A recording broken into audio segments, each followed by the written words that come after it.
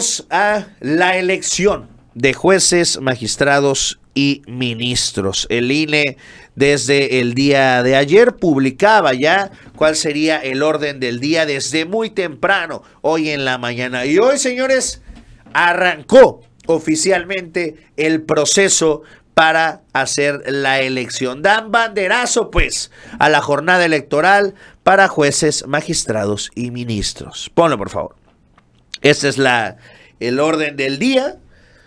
Y bueno, dentro de la cual en el tercer proyecto se analiza el acuerdo del Consejo General del INE por el cual se instruye la elaboración del plan integral y el calendario electoral 2024-2025 de manera extraordinaria para la elección de diversos cargos del Poder Judicial de la Federación y las actividades correspondientes para la modificación del presupuesto del 2024. Muy interesante. Vamos a escuchar lo que dijo el día de hoy Guadalupe Tadei, arrancando este evento de, como lo ha nombrado, Proceso Electoral Extraordinario 24-25.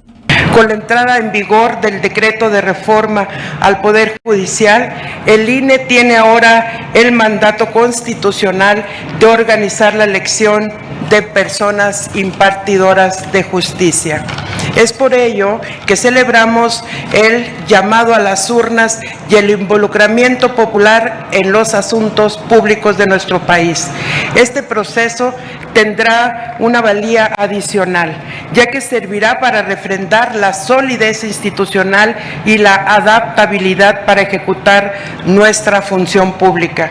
Por eso, desde esta sede principal del Instituto Nacional Electoral, a las y los mexicanos les decimos, ya iniciamos y estamos listos para la organización de este proceso extraordinario. Que no quede duda, trabajaremos con el mismo profesionalismo que nos ha dado reconocimiento nacional e internacional y lo más importante, que nos ha servido para ganarnos la confianza de todos y todas los mexicanos. Nuestros trabajos. Lo que dijo Guadalupe Tadei el día de hoy fue recibida también por parte de los trabajadores del Poder Judicial, los cuales obviamente a las afueras del INE la abuchearon y le gritonearon, pero bueno, después de este arranque, de esta inauguración, entraron todos a la sesión y dijo lo siguiente: la elección de jueces marcará un hito en la historia democrática de nuestro país. La presidenta del INE destacó la importancia histórica del proceso electoral que está por comenzar, comparándolo con los primeros comicios organizados por el IFE en aquellos lejanos 90s. Dice que no se hacía algo así en México desde hace más de 140 años. Enfatizó que el INE garantizará que cada voto sea igual, libre, secreto y directo, siguiendo los principios que han regido el sistema electoral mexicano durante décadas. Además, aseguró que las boletas contarán con un mecanismo de seguridad y que el escrutinio será transparente y confiable, como ha sido tradición en los procesos electorales del país. Vamos a escucharlo.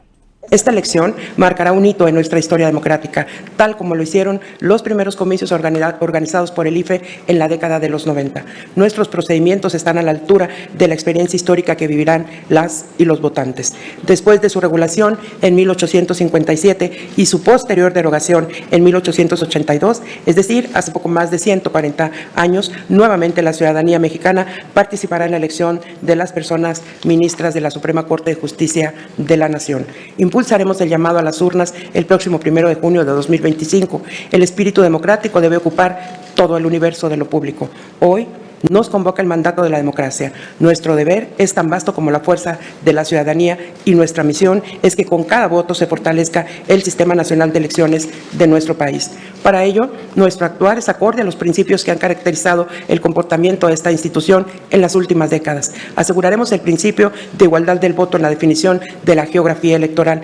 Las boletas conservarán sus mecanismos de seguridad y tendrán diseños prácticos para la emisión y cómputo del voto. Los principios del voto universal, libre, libre, secreto, directo, personal e intransferible estarán garantizados. Nuevamente, los ciudadanos y ciudadanas que participen en este proceso serán debidamente capacitados. El escrutinio y cómputo de los votos conservarán la calidad que ha distinguido a nuestro modelo electoral. La certeza es un principio que guía todas nuestras actividades, por lo que los resultados electorales serán publicados de manera oportuna, como lo hemos hecho en los últimos años.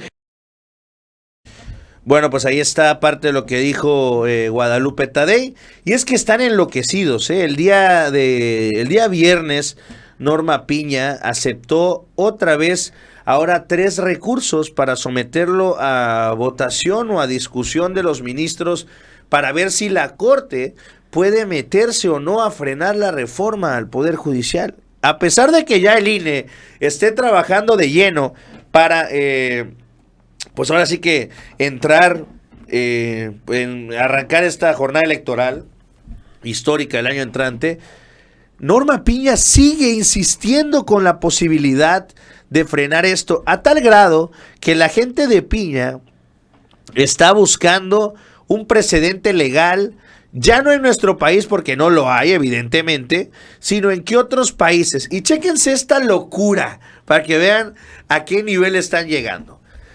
La Corte puede anular la reforma judicial y no sería la primera vez. De hecho, en los 60, 70 Indira Gandhi provocó una crisis en la India por su intención de realizar profundos cambios constitucionales que orilló a la Corte a desarrollar la doctrina de la estructura básica. Entiéndase eso, lo que chingados quieran que se entienda, e invalidar reformas constitucionales. Parece México en el 24. Dice, la doctrina de estructura básica se desarrolla en el contexto de una crisis constitucional en la India, debido a importantes reformas constitucionales promovidas por Gandhi. Básicamente se sustentaba en la premisa de que el poder de la reforma era limitado y no podía destruir o alterar por completo la Constitución.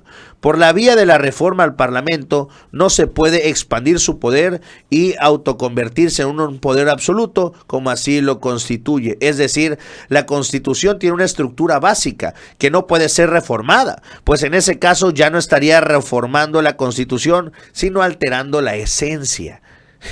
En el aspecto que conforma esta estructura básica están aquellos componentes que le dan una identidad a la Constitución: la supremacía constitucional, el Estado de Derecho, el control constitucional, la independencia, entre otros. Es decir, están analizando, porque esto que se da es porque, repito, se va a someter a votación. O sea, los mismos ministros van a decir, ¿están de acuerdo en que frenemos lo que ya los legisladores votaron, lo que la Constitución de manera expresa dice y dicta que es para poder hacer una reforma constitucional se necesitan las 2/3 partes de ambos congresos y la mitad más 1 de los congresos locales? Y dicen, sí, pero bajo interpretación de los ministros de la Corte podemos hacer esto. ¿Por qué? Porque hay un precedente en la India hace 70 años. Así, de ese nivel están las cosas y la crisis en nuestro país.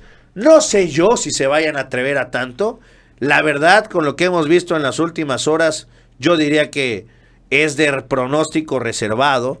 Norma Piña está verdaderamente cayendo en un enloquecimiento total y no me extrañaría que intentaran algo de este nivel, pero esto ya sería al nivel de un golpe de Estado y con esto podría, y creo que esto es lo que dictaría la sentencia final para Norma Piña, porque que tendría éxito, yo creo que no, pero lo que sí podríamos estar seguros es que si se da algo de este tamaño, Norma Piña tendría que enfrentar un juicio político.